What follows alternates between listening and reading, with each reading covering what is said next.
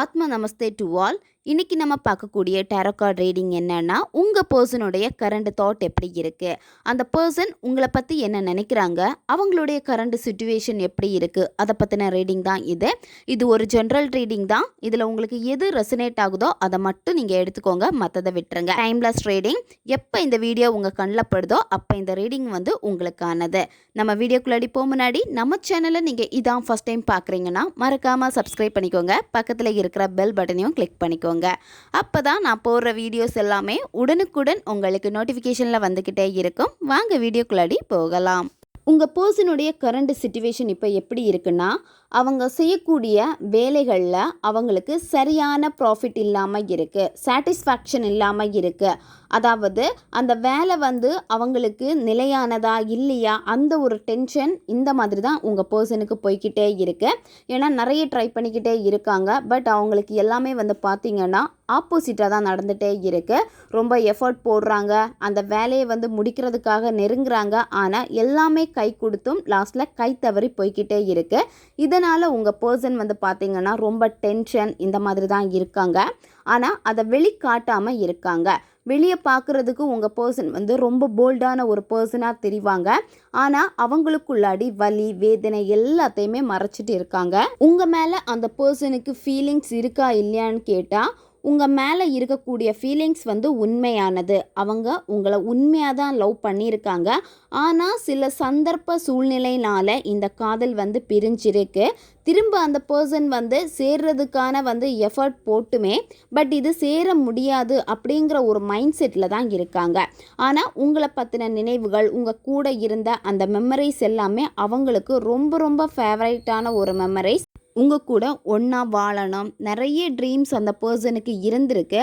ஆனால் சில குடும்பத்தில் இருந்த பிரச்சனைகள், குடும்ப சூழ்நிலை காரணமாக இந்த லவ் வேணாம் அப்படின்னு ஒதுங்கி இருக்காங்க. வெளியே பார்க்குறதுக்கு அந்த பர்சன் ஹாப்பியாக இருக்காங்க, என்னோட ஞாபகம் இல்லாமல் இருக்காங்களே அப்படின்னு நீங்கள் நினைக்கலாம். ஆனால் அவங்களுக்குள்ளாடி அந்த வலிகள் இருக்குது. ஆனால் அதை மறைச்சிட்டு வெளியே காமிக்காம தான் அந்த பர்சன் இருக்காங்க. உங்களுடைய பர்சன் ஃபுல்லாகவே அவங்களுடைய ஃபேமிலிக்கு பயப்படுறவங்க. அது மட்டும் இல்லாமல் ஃபேமிலிக்காகவே இருக்கிறவங்க. ஃபேமிலி மேலே ரொம்ப அட்டாச்சாக இருக்காங்க.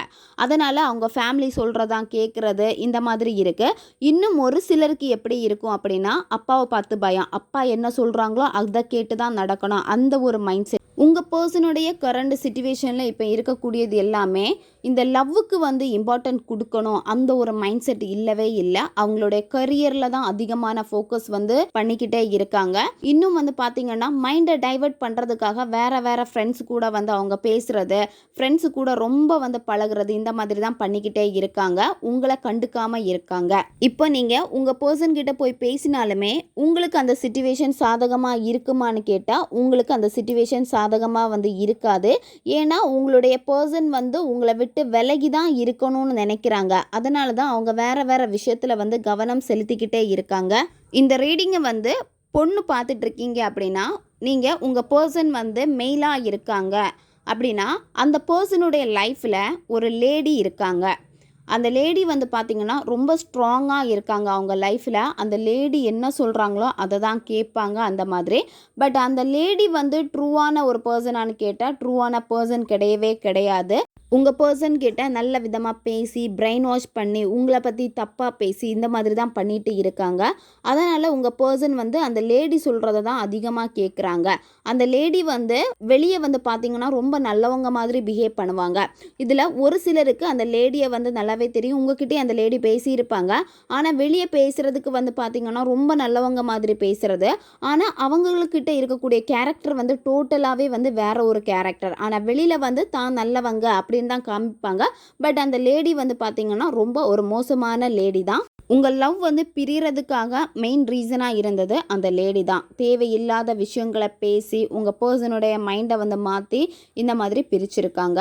இதில் ஒரு சிலருக்கு எப்படி இருக்குன்னா, உங்களுடைய பர்சன் அதாவது நீங்கள் யாருக்காக இந்த ரீடிங் பார்க்குறீங்களோ அந்த பர்சனுக்கு வந்து இப்போ வேற ஒரு ரிலேஷன்ஷிப் இருக்குது. அந்த ரிலேஷன்ஷிப் வந்து பார்த்தீங்கன்னா ரொம்ப ஸ்ட்ராங்காக அந்த மாதிரி தான் அவங்க கொண்டு போய்கிட்டே இருக்காங்க.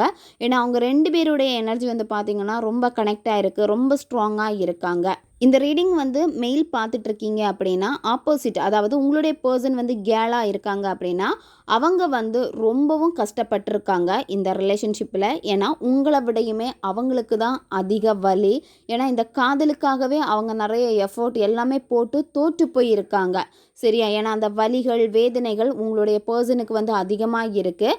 ஏன்னா அவங்க எனி டைம் இப்போவும் உங்களை தான் நினச்சிக்கிட்டே இருக்காங்க. உங்களுடைய எண்ணங்கள் வந்து தான் அந்த பர்சனுக்கு இருக்குது. இருந்தாலுமே வந்து பார்த்தீங்கன்னா ஆல்ரெடி நான் சொன்ன மாதிரி ஃபேமிலி சிச்சுவேஷனால தான் இந்த லவ் வந்து பிரிஞ்சிருக்கு. உங்களுடைய பர்சன் வந்து இப்போ அதிகமாக இம்பார்ட்டண்ட் டைம் ஸ்பெண்ட் பண்ணுறது எல்லாமே அவங்க ஃப்ரெண்ட்ஸு கூட தான் வந்து அதிகமாக டைம் ஸ்பெண்ட் பண்ணுறாங்க, ஆஃபீஸில் ஒர்க் பண்ணுறவங்க கூட. ஸோ இந்த மாதிரி அவங்க கூட தான் அதிகமாக பேசுகிறாங்க, உங்களை கண்டுக்காமல் இருக்காங்க.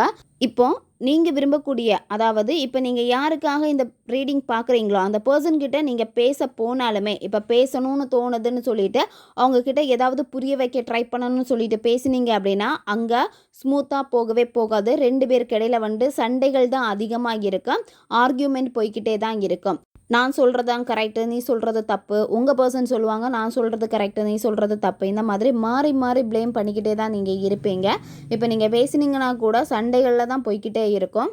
ஓகே காய்ஸ், இது ஒரு ஜென்ரல் ரீடிங் தான். இதில் உங்களுக்கு எது ரெசனேட் ஆகுதோ அதை மட்டும் நீங்கள் எடுத்துக்கோங்க. உங்களுக்கு பர்சனல் டேரோ கார்ட் ரீடிங் வேணும் அப்படின்னா நீங்கள் என்னை இன்ஸ்டா அல்லது மெயிலில் வந்து காண்டாக்ட் பண்ணுங்கள்.